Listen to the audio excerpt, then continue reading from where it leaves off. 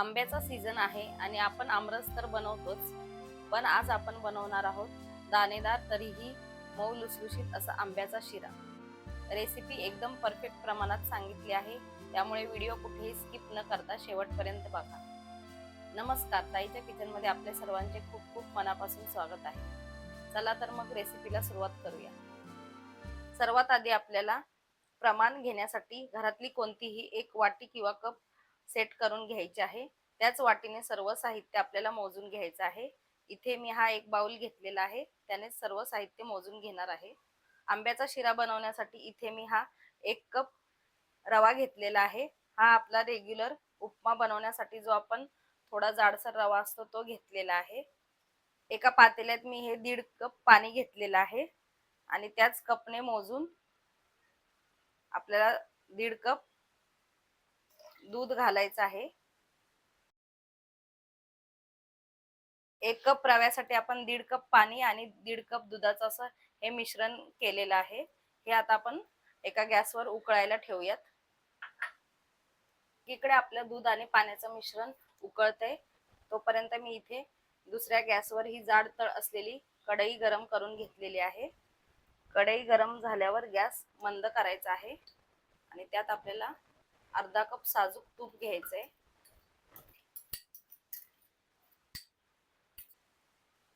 आणि त्यात 1 कप रवा घालायचा आहे. रवा आपल्याला मंद गॅसवर बदामी रंगावर येईपर्यंत परतून घ्यायचा आहे. 2 मिनिटं झालेली आहेत. थोडासा रंग बदलायला सुरुवात झालेली आहे.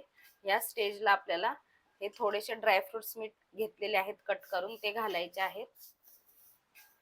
ड्रायफ्रुट्स ऑप्शनल आहेत, नाही घातले तरी चालतील आणि घालायचे असतील तर ह्या स्टेजला घाला, कारण ते रव्यासोबत छान असे भाजले जातात आणि खमंग लागतात. आता आपल्याला हे असंच 7 ते 8 मिनिटं मंद गॅसवर परतत राहायचं आहे.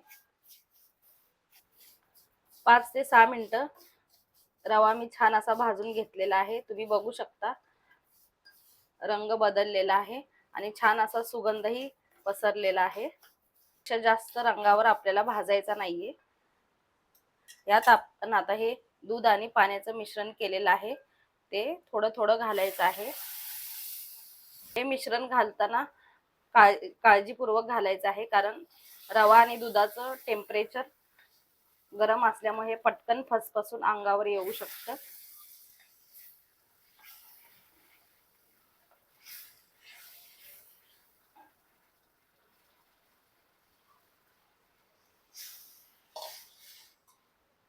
आता हे चांगलं मिक्स करून घेऊयात. हे मिश्रण चांगलं तळापासून असं मिक्स करून घेऊया आणि त्यावर झाकण ठेवून 2 ते 3 मिनिटाची वाफ काढून घेऊयात. 2 मिनिटं झालेली आहेत, आपण चेक करूयात. हे बघू शकता दूध आणि पाण्याचं मिश्रण पूर्ण रव्याने शोषून घेतलेलं आहे आणि छान असा फुललेला आहे रवा. हलवून घेऊयात.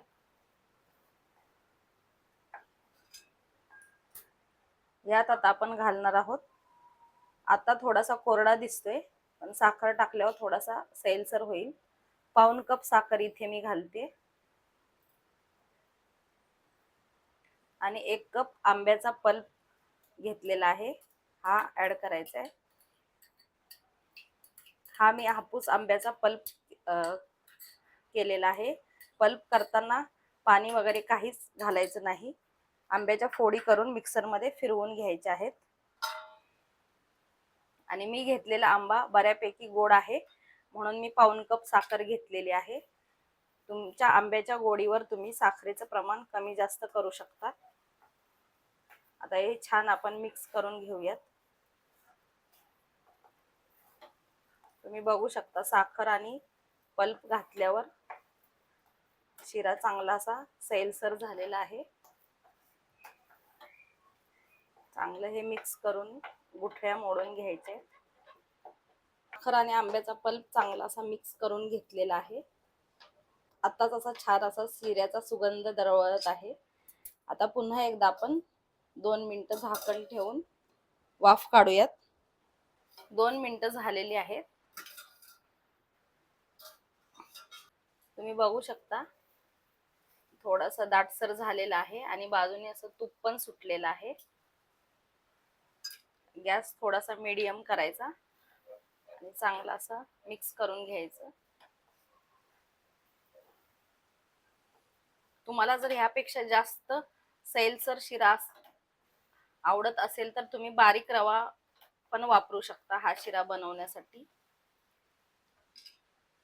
शिरा आपला तयार झालेला आहे, पण सर्वात शेवटी आपल्याला 1 चमचा साजूक तूप घालायचं आहे. असं शेवटी तूप घातल्यामुळे शिऱ्याची टेस्ट अजून छान होते. आणि तूप घालून चांगलं मिक्स करून घ्यायचं आहे. आंब्याचा शिरा आहे त्यामुळे आंब्याचा फ्लेवर साठी मी इथे कोणताही वेलची पावडर वगैरे घालत नाही. तुम्हाला आवडत असेल तर तुम्ही घालू शकता. तूप घालून असं चांगलं मिक्स करून घेऊया आणि आता आपण गॅस बंद करूया. आपला आंब्याचा शिरा तयार झालेला आहे.